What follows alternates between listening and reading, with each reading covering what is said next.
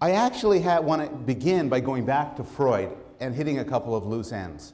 There was a point in my lecture on Wednesday where I skipped over some parts. I said, we don't have time for this, and I just whipped past it.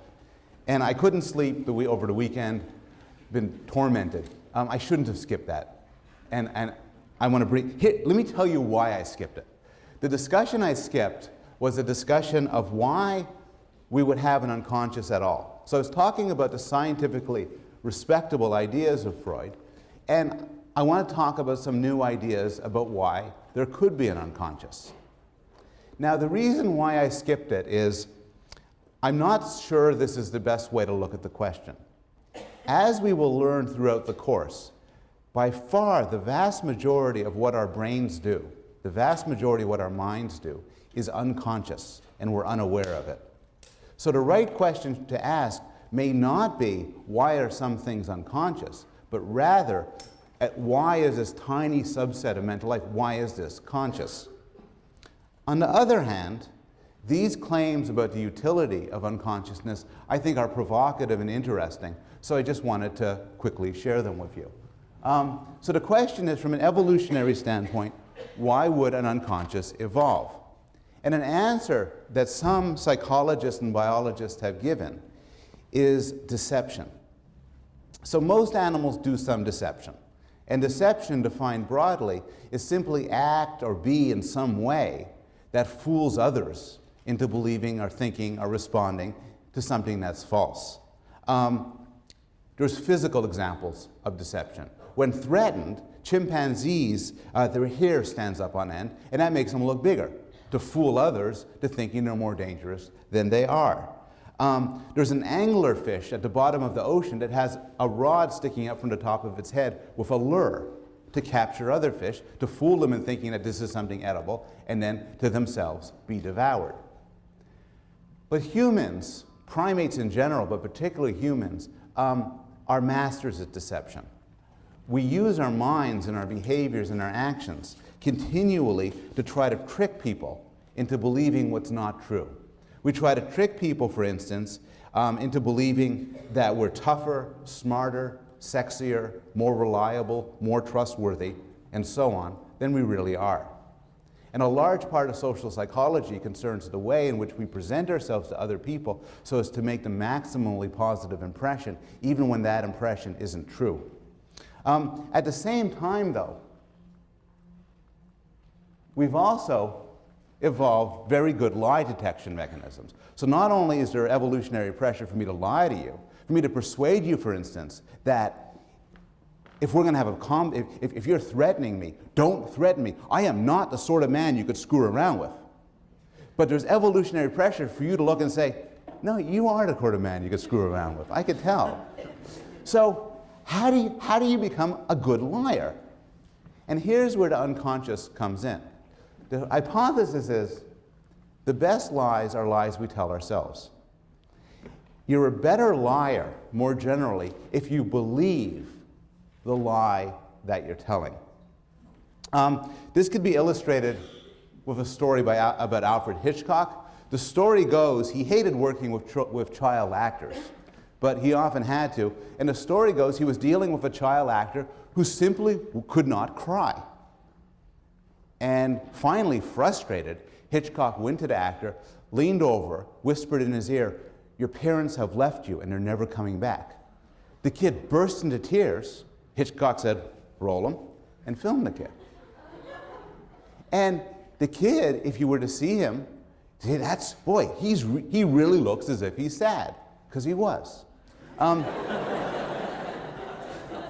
If I had a competition where I give $100,000 to the person who looks the most as if they are in pain, it is a very good tactic to take a pen and jam it into your groin, because you will look extremely persuasively as if you are in pain.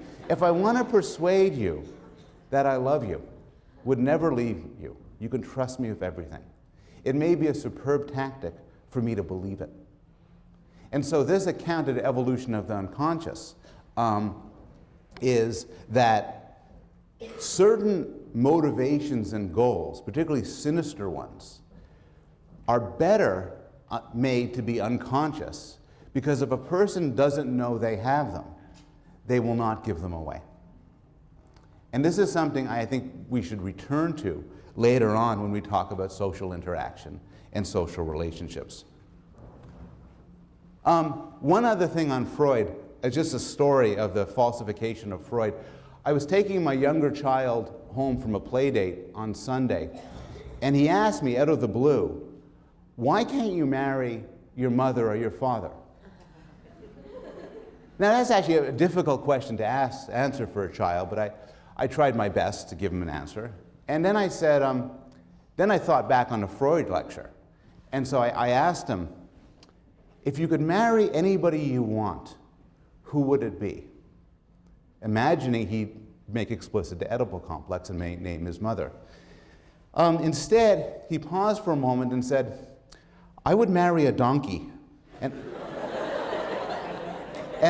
a big bag of peanuts.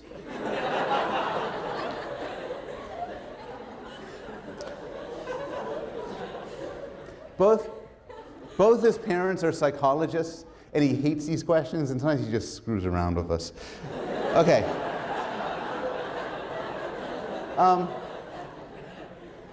Last class, I started with Freud, and I want to turn to Skinner. And the story of Skinner and science is somewhat different from the story of Freud. Freud developed and championed the theory of psychoanalysis by himself. It is as close as you could find in science to a solitary invention. Obviously, he drew upon all sorts of sources and predecessors, but psychoanalysis is identified as Freud's creation. Behaviorism is different. Behaviorism is a school of thought that was there long before Skinner, championed by psychologists like John Watson, for instance. Skinner came a bit late into this, but the reason why we've heard of Skinner and why Skinner's so well known is he packaged these notions. He expanded upon them, he publicized them, he developed them scientifically and presented them both to the scientific community and to the popular community. And sociologically, in the 1960s and 1970s in the United States, behaviorism was incredibly well known, and so was Skinner. He was the sort of person you would see on talk shows. His books were bestsellers.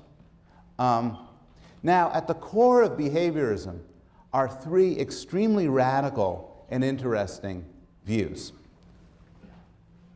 The first is a strong emphasis on learning.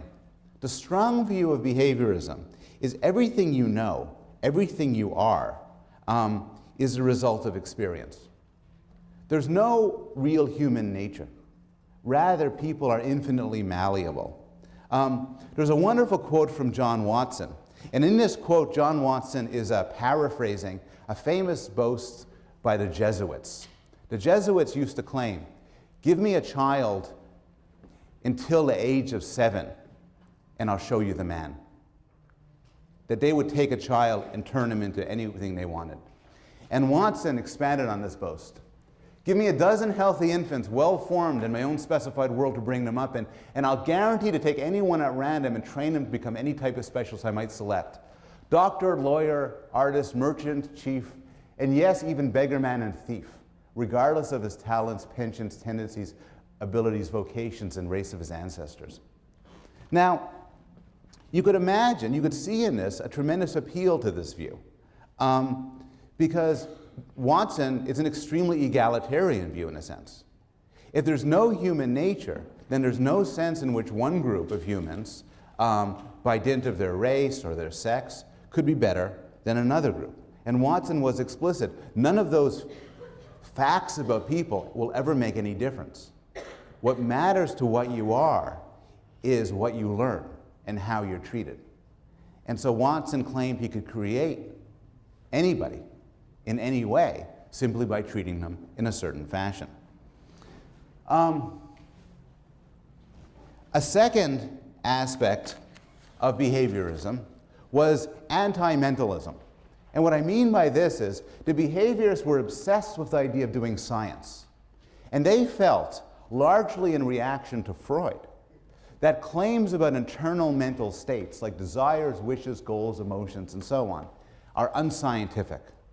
these invisible, vague things, can never form the basis of a serious science. And so the Behaviorist Manifesto would then be to develop a science without anything that's unobservable, and instead use notions like stimulus and response and reinforcement and punishment and environment that refer to real world and tangible events. Finally, behaviorists believed there were no interesting differences across species. A behaviorist might admit that a human can do things that a rat or pigeon couldn't.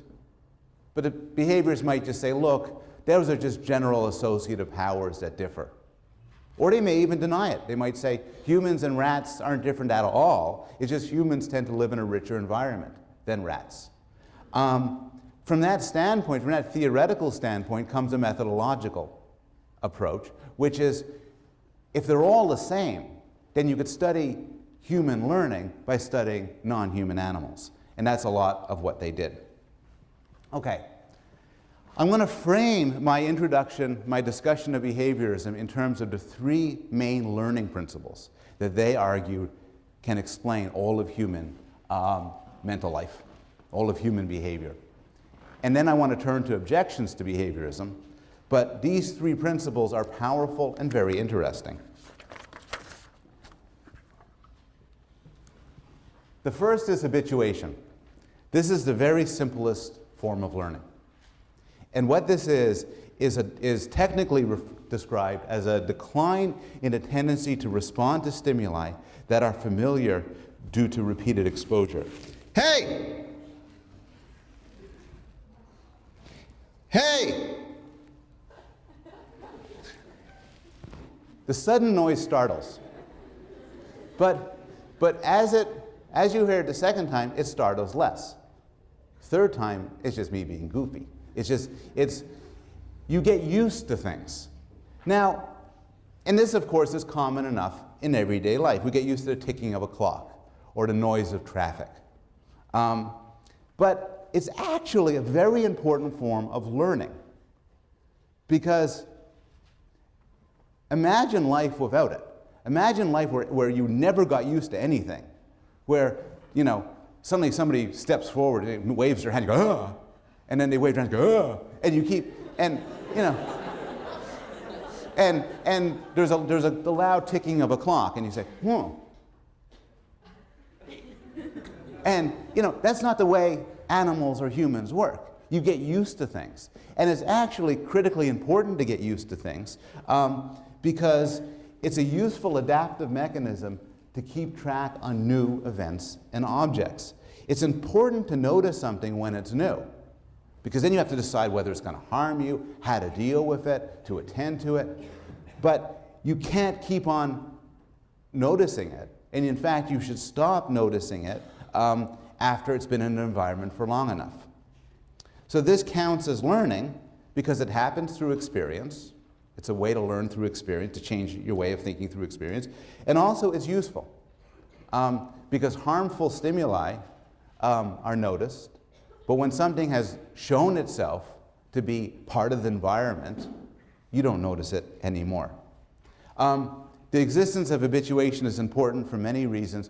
One thing it's important for is clever developmental psychologists have used habituation as a way to study creatures who can't talk, like non-human animals and young babies. And when I talk on Wednesday about developmental psychology, I'll show different ways in which psychologists have used habituation to study the minds of young babies. The second sort of learning is known as classical conditioning. And what this is, in a very general sense, is the learning of an association between one stimulus and another stimulus, where stimulus is a technical term meaning events in an environment, like a certain smell or sound or sight. It was thought up by Pavlov. This is Pavlov's famous dog. And it's an example of scientific serendipity. Pavlov, when he started this research, had no interest at all in learning. He was interested in saliva. And to get saliva, he had to have dogs and he had to attach something to dogs so that their saliva would pour out so he could study saliva. No idea why he wanted to study saliva. But he then discovered something. What he would do is he'd put food powder in the dog's mouth to generate saliva. But Pavlov observed that when somebody entered the room who typically gave him the food powder, the dog the food powder, saliva would start to come out. And later on, if you, right before or right during you give the dog some food, you ping a bell, the bell will cause the saliva to come forth. And in fact, this is the apparatus that he used for his research. He developed the theory of classical conditioning by making a distinction between two sorts of conditioning, two sorts of stimulus-response relationships. One is unconditioned. An unconditioned is when an unconditioned stimulus gives rise to an unconditioned response. And this is what you start off with. So if somebody pokes you with a stick and you say, ouch, because it hurts, the poking and the ouch is an unconditioned stimulus causing an unconditioned response. You didn't have to learn that. When Pavlov put food powder in the dog's mouth and saliva was generated, that's an unconditioned stimulus giving rise to an unconditioned response. But what happens through learning is that another association develops, that between the conditioned stimulus and the conditioned response. So when Pavlov, for instance, when Pavlov, for instance, started before conditioning, there was simply an unconditioned stimulus, the food in the mouth, and an unconditioned response, saliva. The bell was nothing. The bell was a neutral stimulus. But over and over again, if you put the bell and the food together, pretty soon the bell will generate saliva. And now the bell, when you start off with the unconditioned stimulus, unconditioned response, when the conditioned stimulus and the unconditioned stimulus are brought together over and over and over again, pretty soon the conditioned stimulus gives rise to the response. And now it's known as the conditioned stimulus giving rise to the conditioned response. This is discussed in detail in the textbook, but I'm going to give it, don't panic if you don't get it quite now. I'm going to give you further and further examples. So the idea here is repeated pairings of the unconditioned stimulus and the conditioned stimulus will give rise to the response. And there's a difference between reinforced trials and unreinforced trials. A reinforced trial is when the conditioned stimulus and the unconditioned stimulus go together. And to put it in a crude way, you're teaching the dog that the bell goes with the food. An unreinforced trial is when you get the food without the bell. You're not teaching the dog this. And in fact, once you teach an animal something, if you stop doing the teaching, the response goes away. And this is known as extinction. So here's a graph. If you get they really count the number of cubic centimeters of saliva. The dog is trained so that when the bell comes on, actually I misframed it, I'll try again. When the bell comes connected with food, there's a lot of saliva.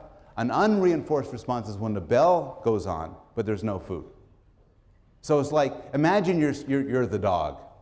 So you get food in the mouth, bell, food, bell, food, and now bell.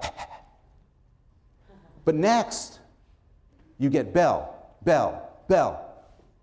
You give it up. You stop, this isn't working, you stop responding to the bell.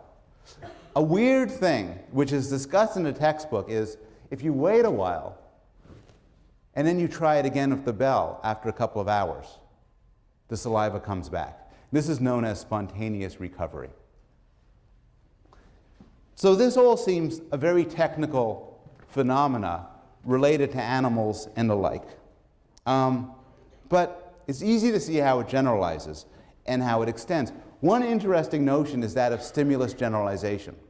And stimulus generalization is the topic of one of your articles in the Norton Reader, the one by Watson, John Watson, the famous behaviorist, who reported a bizarre experiment with a baby known as Little Albert.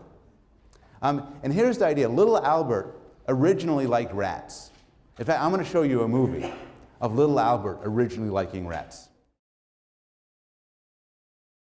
See, he's okay. No problem. Now Watson did something interesting. As little Albert was playing with the rat, oh, I like rats, oh. Watson went behind the baby. It's in the chapter. And bang, the metal bar, right near. Baby, ah! Screamed, started to sob. Okay. What's the unconditioned stimulus? Somebody. The loud noise, the bar, the bang. What's the unconditioned response? Crying, sadness, misery.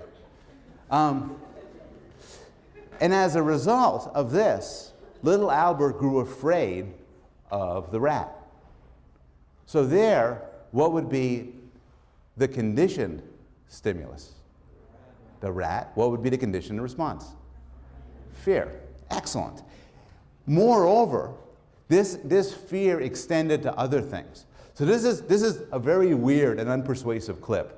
But the idea is, the clip is to make the point that the fear will extend to a rabbit, a white rabbit.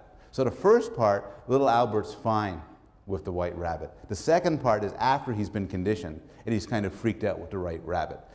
The problem is in the second part, they're throwing the rabbit at him. But now he's okay.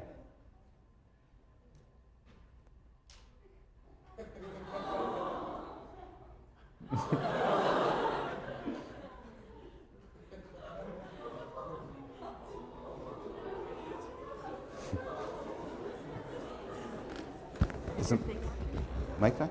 Mic? Oh, this is fine. This is one of a long list of experiments that we can't do anymore. So, classical conditioning is more than a laboratory phenomena. The findings of classical conditioning have been extended and replicated in all sorts of animals, including crabs, fish, cockroaches, and so on. And it's been argued to be an extension of, it's argued to underlie certain interesting aspects of human responses. So I have some examples here. One example is fear. So the little Albert idea, the little Albert experiment provides an illustration for how phobias could emerge. Some proportion of people in this room have phobias. Imagine you're afraid of dogs. Well, a possible story for why he became afraid of dogs is that one day a dog came up and he was a neutral stimulus, no problem, and all of a sudden he bit you. Now the pain of a bite, being bit, and then the pain and fear of that is an unconditioned stimulus, unconditioned response. You're just born with that, ow. But the presence of the dog there is a conditioned stimulus, and so you grew to be afraid of dogs. If you believe this, this also forms the basis for a theory of how you could make phobias go away. How do you make conditioned stimulus, conditioned response links go away? Well, what you do is you extinguish them. How do you extinguish them? Well, you show the thing that would cause you to have the fear without the unconditioned stimulus. Here's an illustration. It's a joke. He's simultaneously confronting the fear of heights, snakes, and the dark because he's trapped in that thing. And the logic is not bad. He's stuck in there. Those are all the conditioned stimulus, but nothing bad happens. So his fear goes away.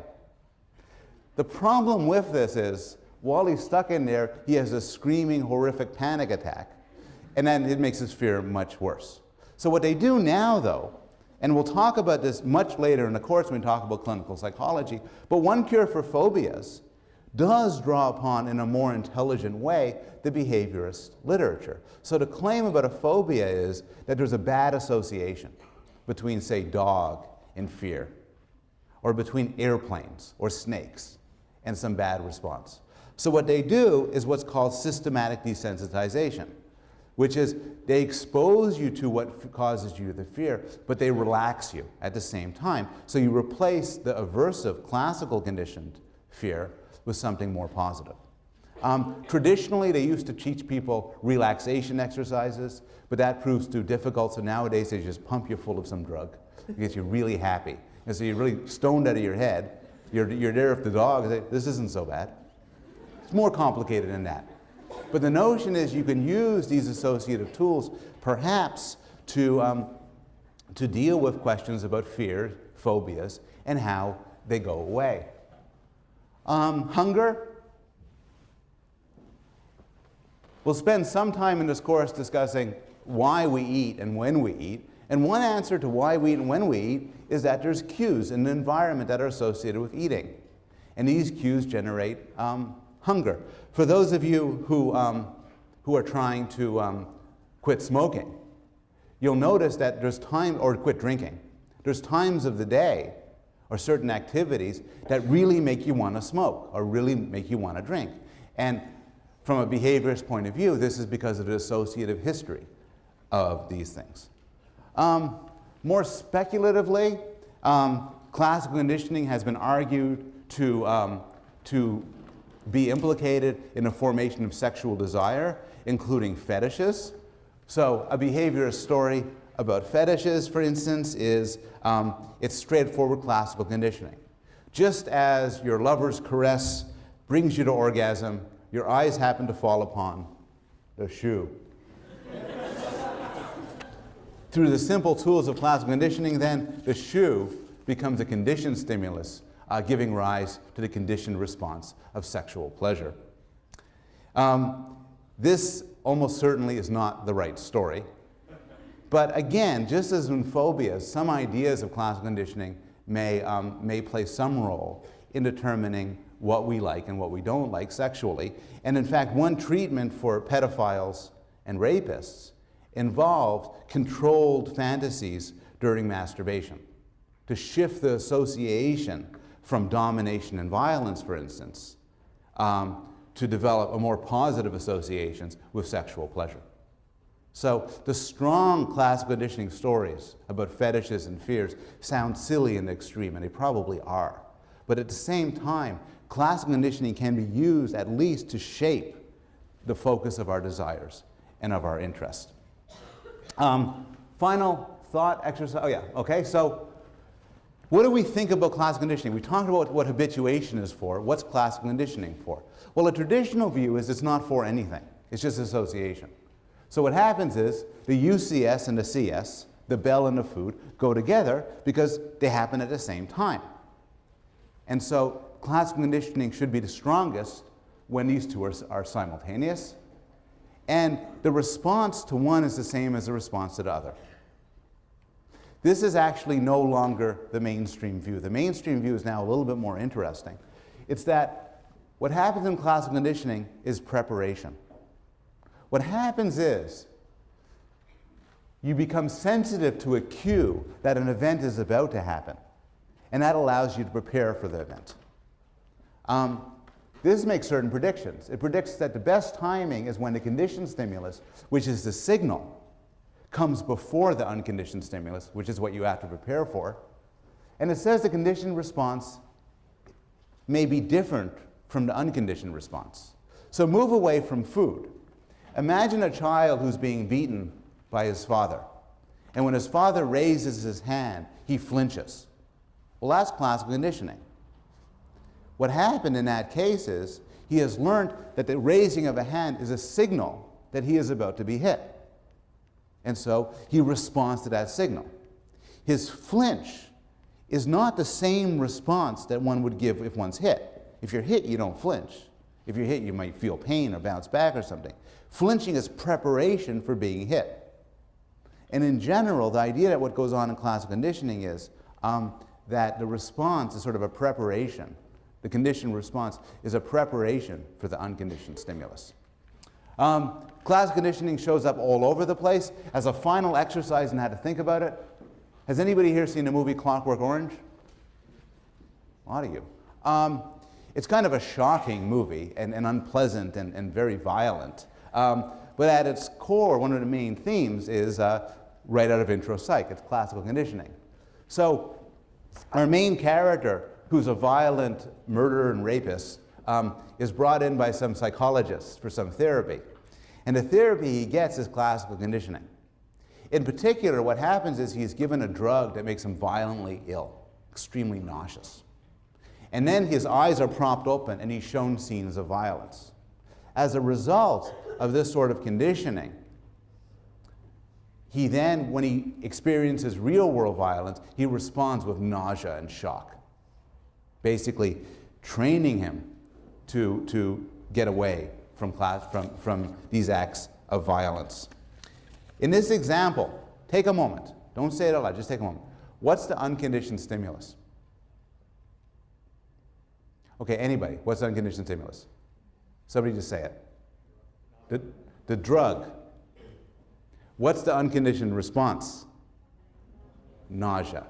What's the conditioned stimulus? Violence. What's the conditioned response? Perfect. The third and final type of learning is known as operant conditioning or instrumental conditioning. And this is the theory championed and developed most extensively by Skinner. What this is learning the relationships between what you do and how successful or unsuccessful they are. Learning what works and what doesn't. It's important this is very different from classical conditioning. And one way to see how this is different is, for classical conditioning, you don't do anything. You could literally be strapped down and be immobile. And these connections are what you appreciate, and you make connections in your mind. Instrumental conditioning is voluntary. You choose to do things. And by dint of your choices, some choices become more learned than others. So the idea itself was developed in a nicest form by Thorndike, who explored how animals learn. Remember, behaviorists were entirely comfortable studying animals and drawing extrapolations to other animals and to humans. So he would put a cat in a puzzle box. And the trick to a puzzle box is there's a simple way to get out, but you have to kind of pull on something, some special lever to make it pop open. And Thorndike noted that cats do not solve this problem through insight. They don't sit in a box for a while and mull it over and then figure out how to do it. Instead, what they do is they bounce all around doing different things and gradually get better and better at it. So what they do is, the first trial they might scratch at the bars, push at the ceiling, dig at the floor, howl, etc., etc. And one of their behaviors is pressing the lever. The lever gets them out of the box. But after more and more trials, they stop scratching at the bars, pushing at the ceiling, and so on. They just press the lever. And if you graph it, they gradually get better and better. They throw out all of these behaviors randomly. Some of them get reinforced, and those are the ones that survive, and others don't get reinforced, and those are the ones that go extinct. And it might occur to some of you that this seems to be an analogy with the Darwinian theory of natural selection, where there's a random assortment of random mutations and sexual selections give rise to a host of organisms, some which survive and are fit, and others which aren't. And in fact, Skinner explicitly made the analogy from the natural selection of species to the natural selection of behavior. So this could be summarized as the law of effect, which is a tendency to perform an action's increased if rewarded, weakened if it's not. And Skinner extended this more generally. So to illustrate Skinnerian theory and operant conditioning, I'll give an example of training a pig. So here's the idea. You need to train a pig, and you need to do so through operant conditioning. So one thing you want to do is, the pig's going to do some things you like and some things you don't like. And so what you want to do, basically drawing upon the law of effect, is reinforce the pig for doing good things. Suppose you want the pig to walk forward. So you reinforce the pig for walking forward, and you punish the pig for walking backward. And if you do that, over the fullness of time, your reinforcement and punishment will give rise to a pig who walks forward. There's one technical distinction that people love to put on intro-psych exams, is that the difference between positive reinforcement and negative reinforcement. Reinforcement is something that makes the behavior increase. Negative reinforcement is very different from punishment. Negative reinforcement is just a type of reward. The difference is in positive reinforcement, you do something. In negative reinforcement, you take away something aversive. So imagine the pig has a heavy collar. And to reward the pig for walking forward, you might remove the heavy collar. So these are the basic techniques to train an animal. But it's kind of silly, because suppose you want your pig to dance.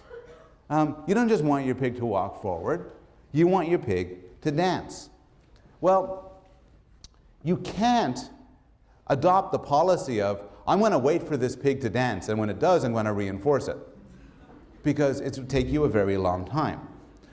Similarly, if you're dealing with immature humans and you want your child to get you a beer, you can't just sit, wait for the kid to give you a beer, like ungrab the bottle, and say, excellent, good, hugs. You got to work your way to it. An act of working your way to it is known as shaping. So here is how to get a pig to dance. You wait for the pig to do something that's halfway close to dancing, like stumbling, and you reward it. Then it does something else that's even closer to dancing, and you reward it. And you keep rewarding it as it gets closer to closer. Here's how to get your child to bring you some beer. You say, Johnny, can you go to the kitchen and get me some beer? And he walks to the kitchen, and then he forgets why he's there. And you run up and say, you're such a good kid, congratulations, hugs. And then you get him to, and finally you get him to also open up the refrigerator and get the beer, open the beer, and in that way you can train creatures to do complicated things. Skinner had many examples of this. Skinner developed in World War II a pigeon-guided missile. It was never actually used, but it was a great idea. And people, in fact, the history of the military in the United States and other countries includes a lot of attempts to get animals like pigeons or dolphins to do interesting and deadly things through various training. More recreational, Skinner was fond of teaching animals to play ping pong. And again, you don't teach an animal to play ping pong by waiting for it to play ping pong and then rewarding it.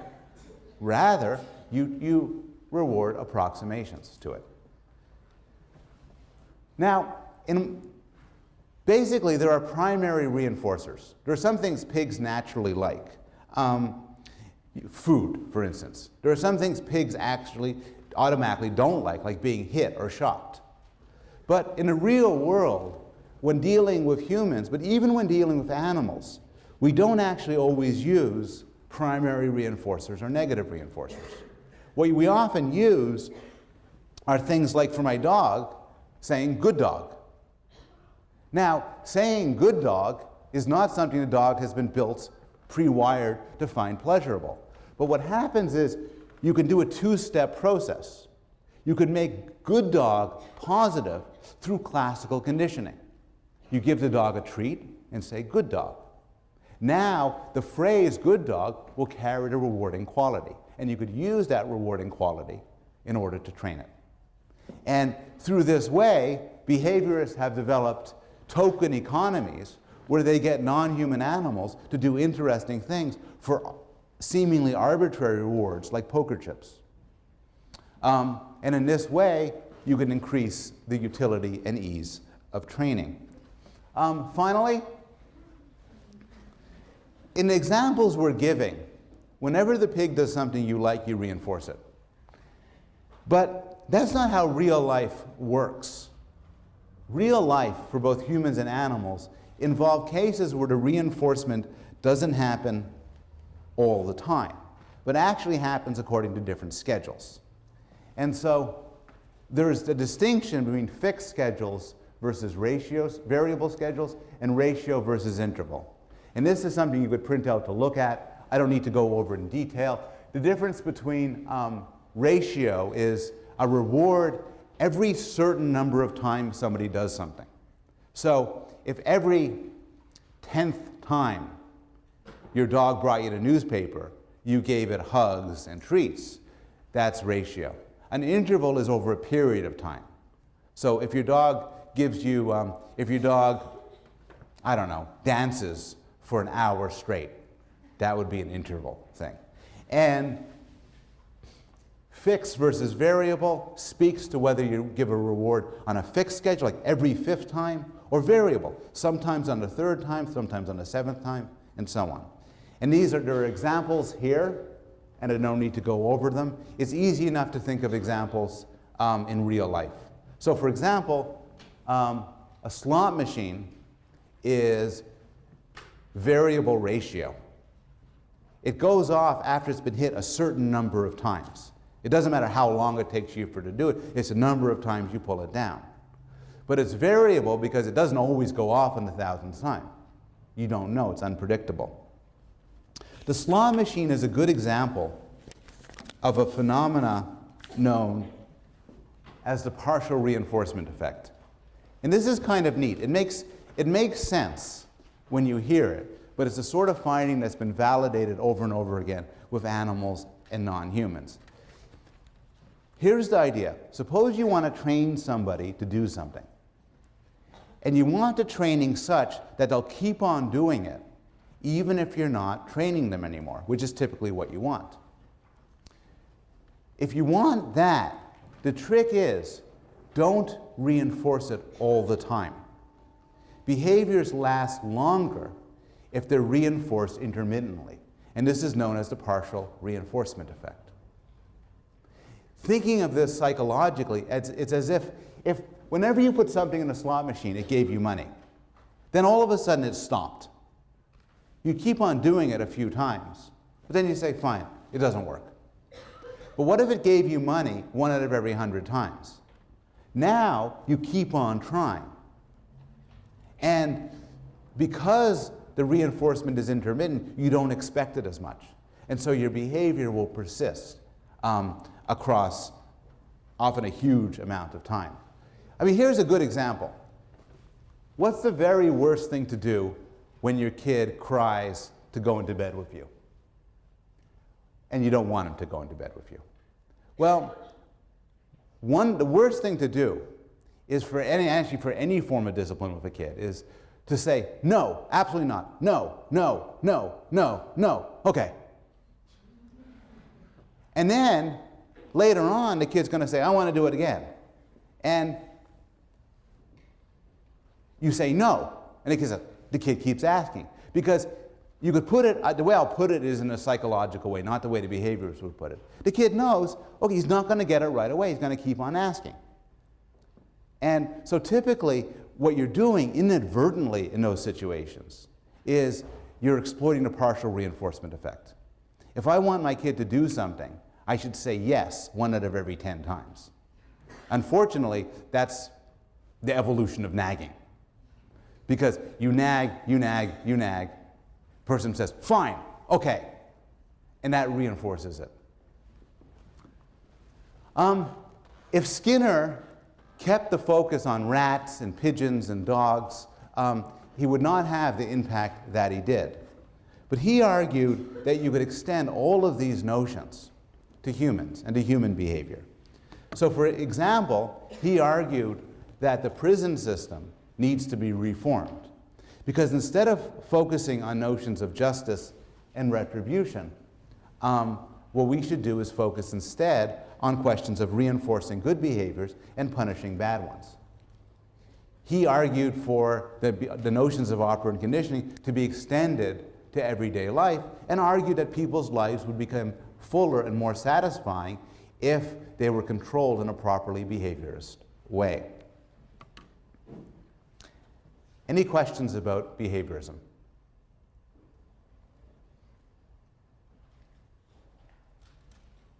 What are your questions about behaviorism?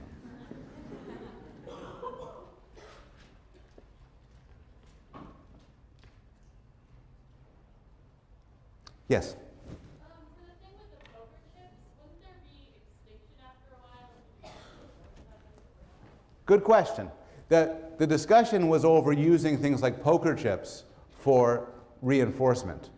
And the point is exactly right. Since the connection of the poker chips is established through classical conditioning, sooner or later, by that logic, the poker chips would lose their power to serve as reinforcers. You'd have to sort of start it up again, retrain again. If you have a dog and you say good dog to reward the dog, by your logic, which is right, at some point you might as well give the dog a treat along with the good dog.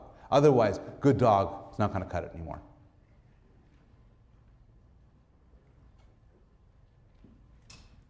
Yes? Did they ever try Skinner's idea with prisons in any way? As far as I know, Skinner and Skinnerian psychologists were never directly involved in the creation of prisons.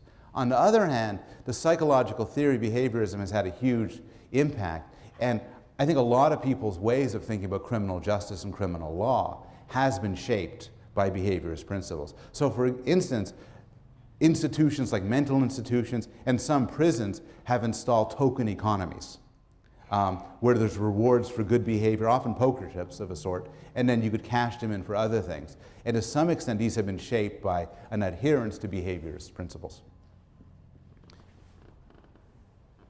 Okay.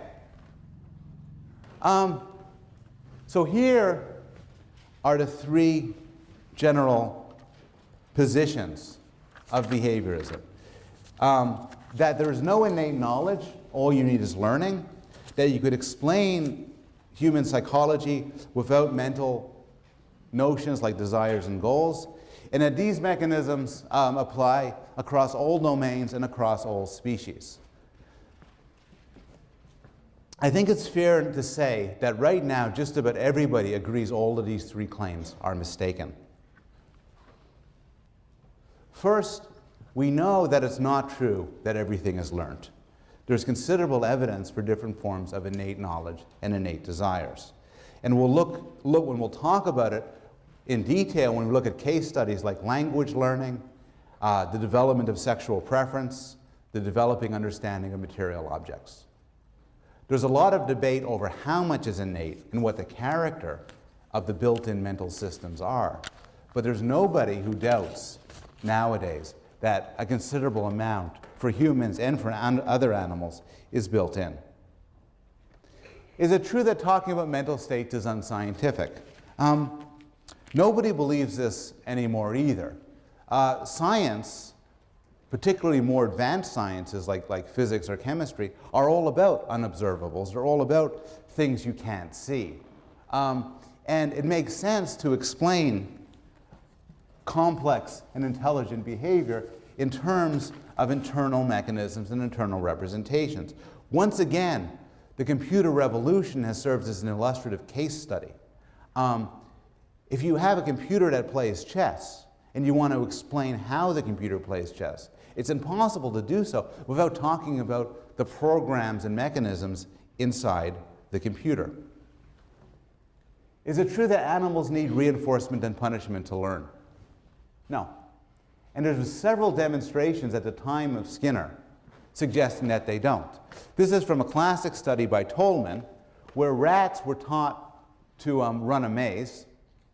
And what they found was the rats did fine. They learned to run a maze faster and faster when they're regularly rewarded.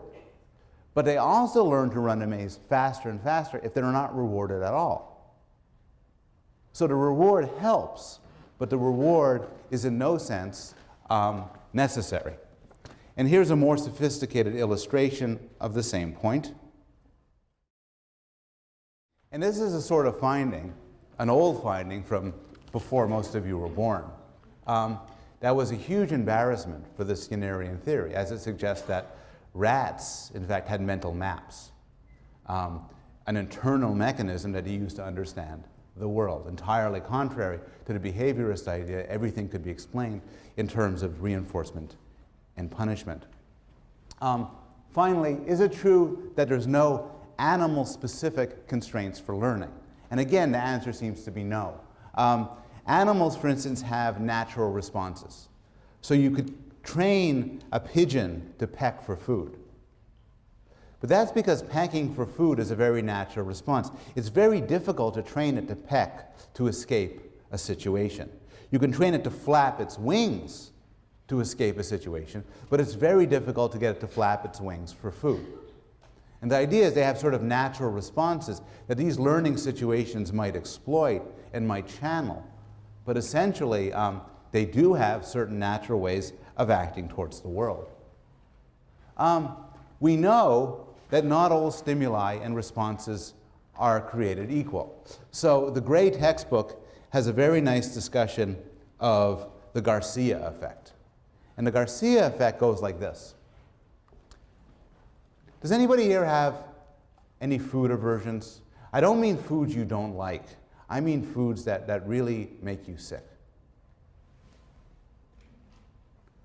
Often, food aversions in humans and other animals can be formed through a form of association.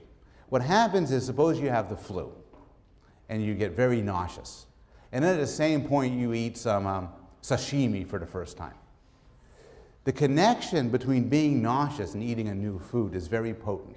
And even if you know intellectually full well that the sashimi isn't why you became nauseous, still you'll develop an aversion to this new food. When I was younger, when I was a teenager, I drank this Greek liqueur, ouzo, with beer. I didn't really have a flu at the time, but I became violently ill.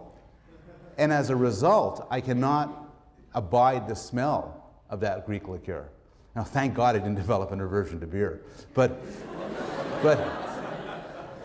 small miracles. But the smell is very distinctive, and for me was new to me. And so through the Garcia effect, I developed a strong aversion. What's interesting, though, is the aversion is special. So if you take an animal and you give it a new food, and then you give it a drug to make it nauseous, it will avoid that food. But if you take an animal and you give it a new food, and then you shock it very painfully, it won't avoid the new food.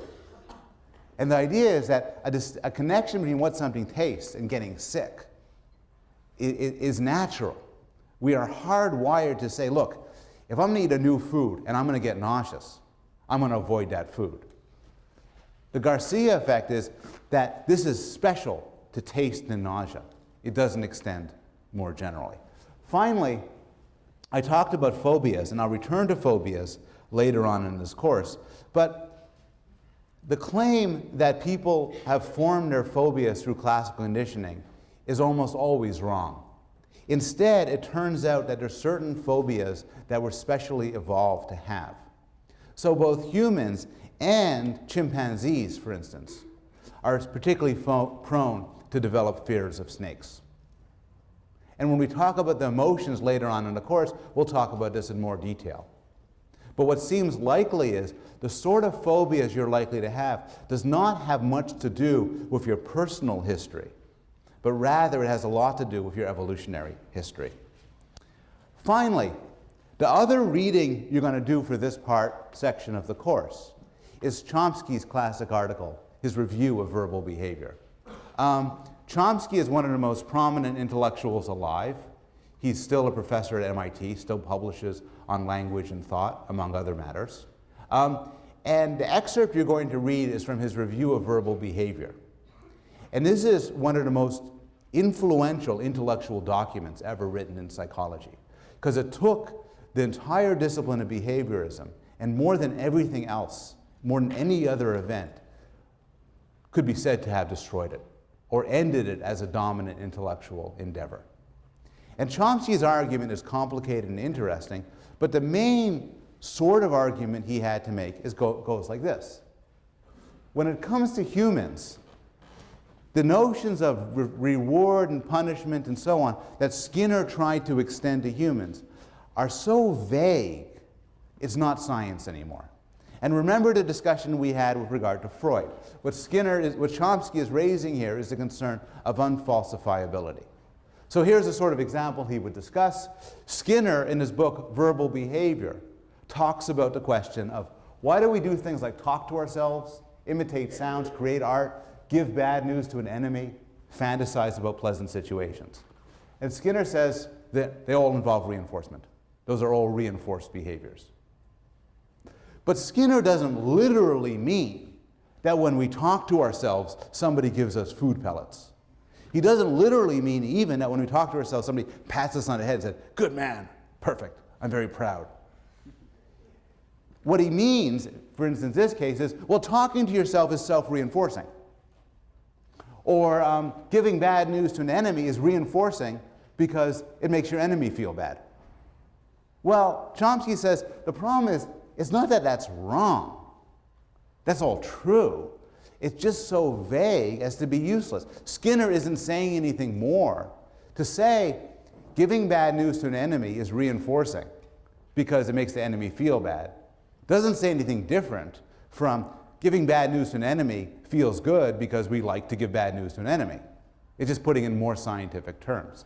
More generally, Chomsky suggests that the law of effect, when applied to humans, is either trivially true, trivially or uninterestingly true, or scientifically robust and obviously false. So, if you want to expand the notion of reward or reinforcement to anything, then it's true. So why did you come, those of you who are not freshmen, all of you, why did you come to Yale for a second semester? Well, I repeated my action because the first semester was rewarding. Okay, what do you mean by that? Well, you don't literally mean that somebody rewarded you, like gave you pellets and stuff.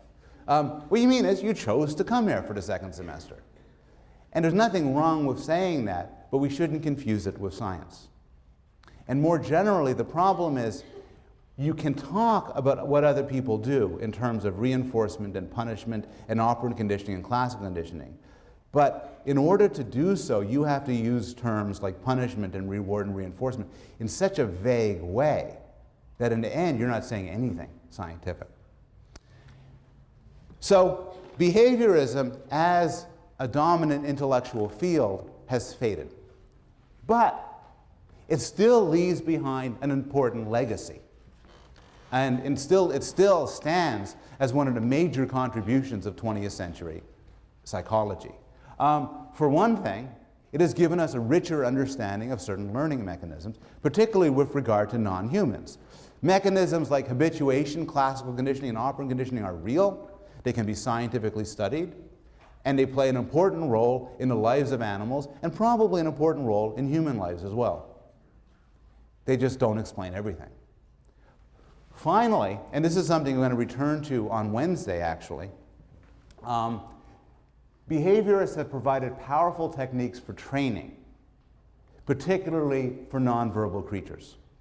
So this extends to animal trainers, but it also extends to people who want to teach young children and babies, and also want to help populations like the severely autistic or the severely retarded. Many of these behaviorist techniques have proven to be quite useful. And in that regard, as well as in other regards, it stands as an important contribution.